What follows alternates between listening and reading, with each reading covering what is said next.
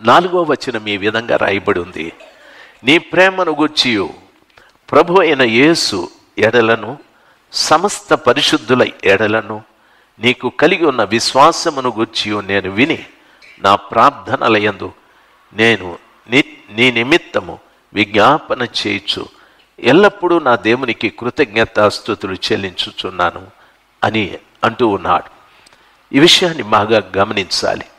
బైబిల్లో చెప్పబడిన ఈ శ్రేష్టమైన మాట. ఒనేసిము, పౌలు గారు చెప్తున్నారు, ఒనేసిము, ఓ ఒనేసిము, నీ ప్రేమను గూర్చియో ప్రభు అయిన యేసు ఎడలన సమస్త పరిశుద్ధుల ఎడల నీకు కలిగి ఉన్న విశ్వాసమును గూర్చి నేను విని అంటున్నాడు. ఒనేసిమును గూర్చి పౌలు గారు విన్నదేమిటంటే ఆయన చాలా ప్రేమ కలిగిన వాడు. ఒనేసిమును గూర్చి పౌలు విన్నదేమిటంటే చూడండి, పరిశుద్ధుల ఎడల కలిగి ఉన్న విశ్వాసమును గూర్చి. హల్లెలూయా. దేవుని ఎడలను పరిశుద్ధుల ఎడలను తనకు కలిగి ఉన్న విశ్వాసమును గూర్చి నేను విన్నాను. నేను మళ్ళీ చెప్తాను సార్, దయచేసి వినాలి. పౌలు జైలులో ఉంటూ ఒనేసిముకి ఉత్తరం రాస్తూ, ఒనేసిమా, నిన్ను గూర్చి నేను ఏం విన్నానో తెలుసా? నువ్వు చాలా ప్రేమ గలవాడవని. నిన్ను గూర్చి ఏం విన్నానో తెలుసా? ప్రభు అయిన యేసు ఎడల పరిశుద్ధుల ఎడల నీకున్న విశ్వాసమును గూర్చి నేను విన్నాను అని అంటున్నాడు. ఈ చిన్న మాట మనం ఆలోచించాలి. నన్ను గూర్చి ఇతరులు ఏం వింటున్నారు, నిన్ను గూర్చి ఇతరులు ఏం వింటున్నారు ఆలోచించి. ఎప్పుడైనా నిన్ను గూర్చి ఆయన చాలా ప్రేమ కలిగిన వాడు అని విన్నారా? ఆమె పరిశుద్ధుల ఎడల, విశ్వాసుల ఎడల, యేసు ప్రభు ఎడల మంచి విశ్వాసం కలిగి ఉన్నది అని విన్నారా? ఆలోచించేయండి. చాలా పర్యాయాలు దేవుని పిల్లలు మిమ్మల్ని గూర్చి చెడుగా విని ఉండొచ్చు. ఆమె అలాంటిది, ఈయన అలాంటి వాడు అని. ఈరోజు ఒక తీర్మానం చేసుకోండి. నేను ప్రభుని నమ్ముకున్న బిడ్డ, నా గురించి ప్రజలు ఏం వినాలంటే మంచి ప్రేమ కలిగిన బిడ్డ ఆమె, మంచి ప్రేమ కలిగిన వాతడు ఆయన యేసు ప్రభు నందు పరిశుద్ధుల యందు విశ్వాసము గలవాడని మనల్ని గూర్చి వినాలి. నీ విశ్వాసాన్ని గూర్చి, నీ ప్రేమను గూర్చి ప్రజలు వినాలి. హల్లెలూయా. వేరే విషయాలు ఇంక వినకూడదు. యేసయ్యని నమ్ముకున్న బిడ్డవు కాబట్టి నీ ప్రేమ తెలియాలి అందరికీ. నువ్వెంత ప్రేమ కలిగిన బిడ్డవో. ఆయన శత్రువును కూడా ప్రేమిస్తాడయ్యా. ఆమె ఇంటి పక్కన ఆమెను ఎవరో దూషించారు. అయితే ఆ అక్క నింది, పర్వాలేదమ్మా, నీ మనసు నొప్పించుంటే నన్ను క్షమించు, తప్పు నాదే అని వెళ్ళిపోయింది. ఎంత ప్రేమ కలిగింది ఆ తల్లి, ఎంత ప్రేమ కలిగింది.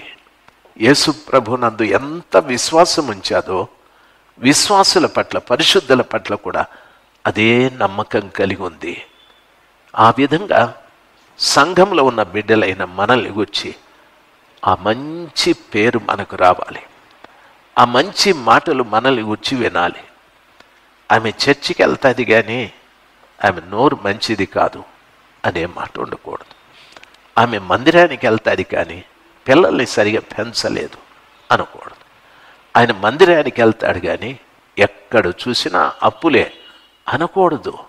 దయచేసి గమనించాలి.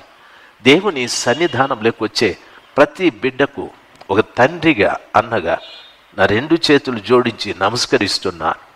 లైవ్లో చూస్తున్న బిడ్డలకు కూడా నా 2 చేతులు జోడించి నమస్కరిస్తున్నాను. నీ ప్రేమను గూర్చి ప్రజలు వినాలి. ఆయన పేదలను ప్రేమిస్తాడండి, శత్రువులను ప్రేమిస్తాడండి, సంఘంలో అందరినీ సమానంగా ప్రేమిస్తాడండి, సంఘంలో అందరినీ సమానంగా ప్రేమిస్తాడండి. దయచేసి గమనించాలి. దేవుని పిల్లలు మన ప్రేమను గురించి మాట్లాడుకోవాలి. మన చెడు గురించి మాట్లాడుకోకూడదు. మనలో పనికిరాని కార్యాల గురించి మాట్లాడుకోకూడదు. ఆమె చాలా కోపిష్టి అండి. ఆయన నిజంగా చాలా మోసగాడండి. నా దగ్గర డబ్బు తీసుకొని ఎగ్గొట్టేశాడు. యేసు ప్రభు రక్తంతో కడగబడిన బిడ్డలమైన మనల్ని గురించి మంచిగా వినాలి. హల్లెలూయా. మీరున్న ప్రాంతం ఒక మంచి పేరు మీకు ఉండాలి. ప్రేమ కలిగిన వారు యేసు ప్రభు నందు ఎట్లా విశ్వాసం ఉంచారో పరిశుద్ధుల పట్ల కూడా అదే విశ్వాసం కలిగి ఉన్నారు. వారి విశ్వాసంలో తేడా లేదు. వారి విశ్వాసంలో తేడా లేదు. దేవుని బిడ్డలు బాగా గమనించాల్సింది. సర్వశక్తిమంతుడైనటువంటి దేవుని అద్భుతమైన కనికరాన్ని, కృపను బట్టి మీతో మాట్లాడుతూ ఉన్నాను. మారాలి, మనం పూర్తిగా మారాలి. ప్రజలు నిన్ను గురించి మాట్లాడుకునేటప్పుడు, వినేటప్పుడు ఆయన మంచి ప్రేమ కలిగిన వాడు, ఆయన మంచి విశ్వాసం కలిగిన వాడు అనే మాటే నీ గురించి చెప్పాలి. హల్లెలూయా. ఇంకొకటి చెప్పకూడదు. ఆమె బాగా గొడవ మనిషి, ఆయన చాలా మోసగాడు, ఆయన చాలా అన్యాయస్తుడు, ఆయన ఒకరిని ఒక విధంగా ఇంకొకరిని ఒక విధంగా చూస్తాడు అనేటటువంటి చెడ్డ పేరు మీకు రాకుండునుగాక. హల్లెలూయా. దేవుని వాక్యం ఆ రీతిగా సెలవిస్తారు. దేవుని పిల్లలు, ప్రియులరా, నమ్మదగిన దేవుని పిల్లలుగా నిజంగా మనము పనికిరాని వారమే, చాలా కల్మషం ఉన్నవారం.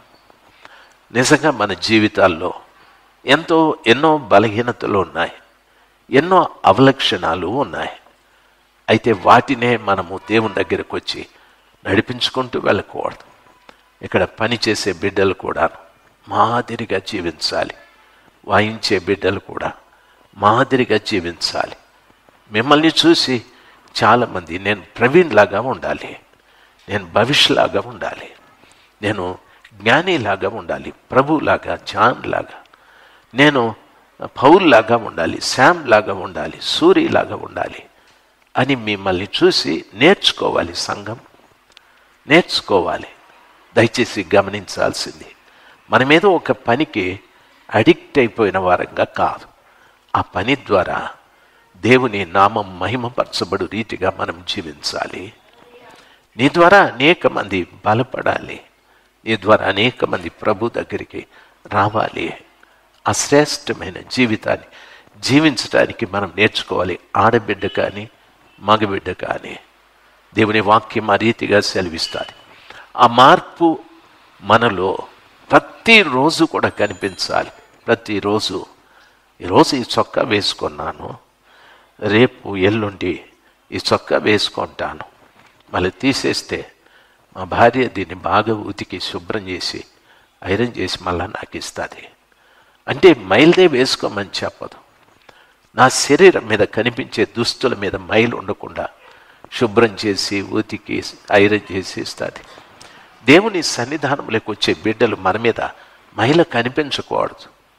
మనల్ని చూసినప్పుడు అక్క చాలా ప్రేమ కలిగిందని నీ దగ్గరికి 10 మంది వచ్చేటట్టు ఉండాలి.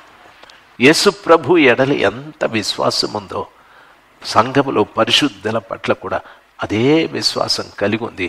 ఆమె విశ్వాసంలో మార్పు లేదు అనేటట్టుగా ఉండాలి. అంత మంచి జీవితాన్ని ప్రతి బిడ్డ కలిగి జీవించాలి. మనం ఈ గడప దాటిన తర్వాత మనం మామూలు మనుషుల్లాగా అల్లరిగా, చిల్లరిగా, పనికిరాని వ్యవహారాలు మనం చేయకూడదు. మనం చాలా జాగ్రత్తగా ఉండాలి. కలుషితమైన లోకంలో పుట్టాను, నా తల్లిదండ్రులు పాపులు, నేను నా తోడబుట్టిన వారు, పాప ప్రపంచంలో నేనున్నాను. అయితే నేను నిన్ను నమ్ముకున్నాను, మీ రక్తంతో కడగబడ్డాను, కాబట్టి నేను ప్రత్యేకంగా కనిపించాలి. దయచేసి ఆ రీతిగా ప్రభు దగ్గర కన్నీళ్లతో మనం మొరుపెడుతూ నీ ప్రేమను గురించి ప్రజలు మాట్లాడుకోవాలి, నీ విశ్వాసాన్ని గురించి ప్రజలు మాట్లాడుకోవాలి. చాలామంది అంటారు, అమ్మో ఆ నోటికి ఎవరు పోతారు బాబు అని అంటారు. తప్పది, తప్పు. కొంతమంది అంటారు వాళ్ళు ఎక్కడే బాగుండేది, ఇంటి దగ్గర అలాగ లేరు అని అంటారు. దయచేసి ఆ రీతిగా ఉండకూడదు. దేవుని బిడ్డలు మీరు మార్పు చెందాలి, మార్పు చెందాలి. ప్రభు తన రక్తంతో మనల్ని కడిగి పవిత్రపరచబడిన సంగతిని మనం మరిచేపోకూడదు. హల్లెలూయా.